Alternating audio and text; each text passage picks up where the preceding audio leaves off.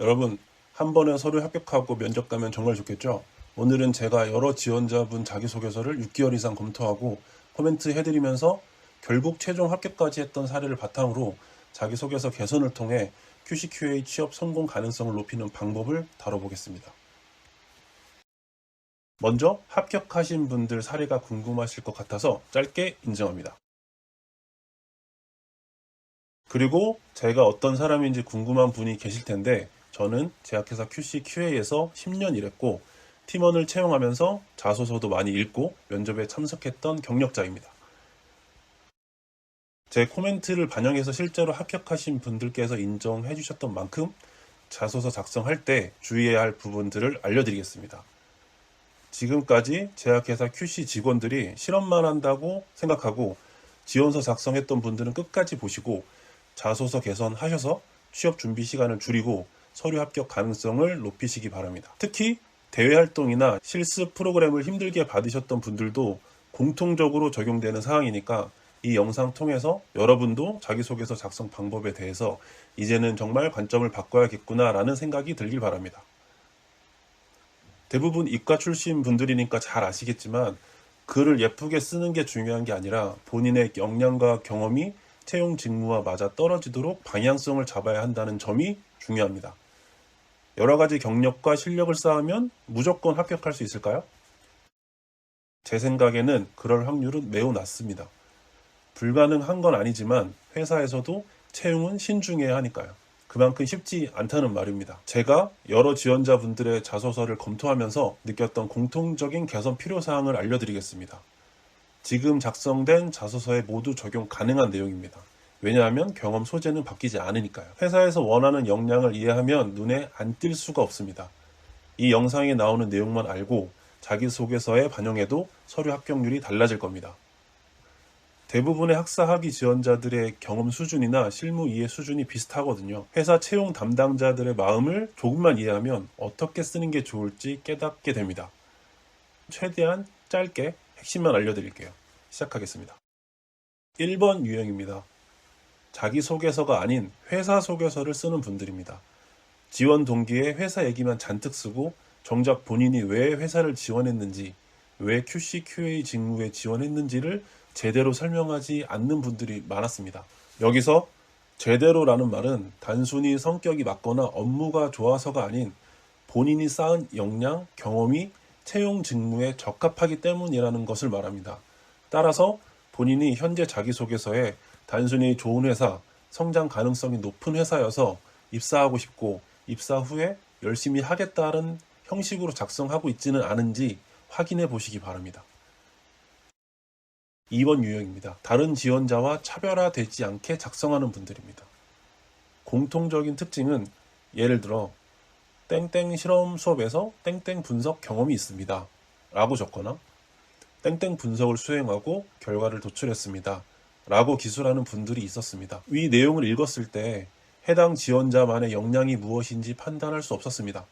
왜냐하면 실험 수업을 받았던 학과 동기들은 모두 동일 수업을 받았기 때문에 모두 똑같이 작성할 수 있어서 지원자의 역량을 차별화시킬 수 없습니다.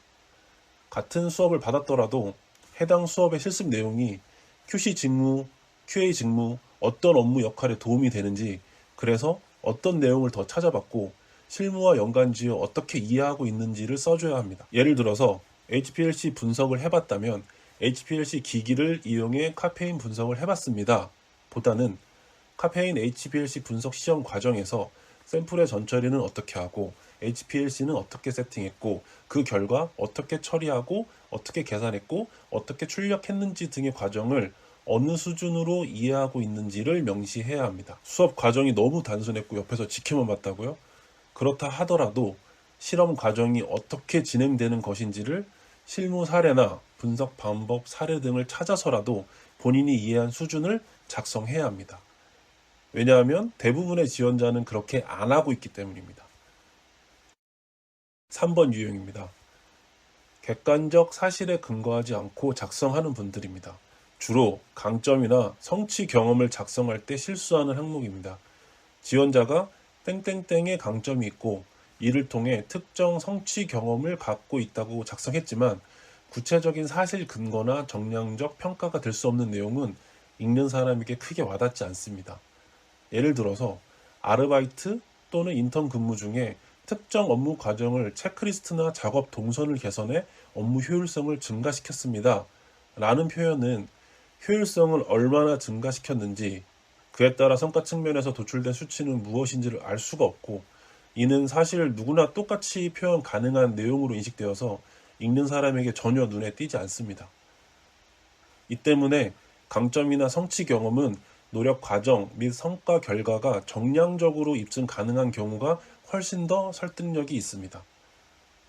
앞서 언급한 세 가지 케이스 외에도 채용 공고에 명시된 세부 직무 사항을 고려하지 않고 모든 자소서를 동일하게 작성하는 케이스가 있는데, 이 또한 타 지원자와 차별화를 위해서는 해당 실무 절차가 무엇인지, 어떤 업무를 하는 것인지를 확인한 뒤에 그에 필요한 역량과 경험 사례를 최대한 활용해 자소서를 반영하도록 합니다. 조금 빠르게 자소서 개선 포인트에 대해서 내용을 다뤄봤는데요. 어떻게 이해가 좀 되셨나요? 이해가 안 되셨다면 한 번 더 보시면 되겠죠? 이 영상은 제가 검토했던 많은 지원자분들이 공통적으로 갖고 있던 실제 작성 사례로 정리했기 때문에 여러분들도 꼭 반영하셔서 서류 합격을 이뤄낼 수 있도록 만들었다는 사실을 기억해 주세요. 자소서 쓰는데 실무까지 알아야 되는지 고민이 된다면 다른 지원자와 동일선에서 평가받는다고 생각하면 되고요. 다른 지원자보다 한 발 앞선 상태로 평가받게 된다면 그들이 경험하지 못하는 걸 할 수 있게 됩니다. 추가로 실무 파악은 네이버 말고 구글링 통해 나온 내용들 중에서 여러 내용들을 비교해 보면서 검증하고 이해하시면 됩니다. 인터넷에 작성된 내용이 모두 맞다고 생각해서 단순하게 가져다 쓰시면 안 됩니다. 틀린 내용을 작성하는 건 꼭 피해 주세요.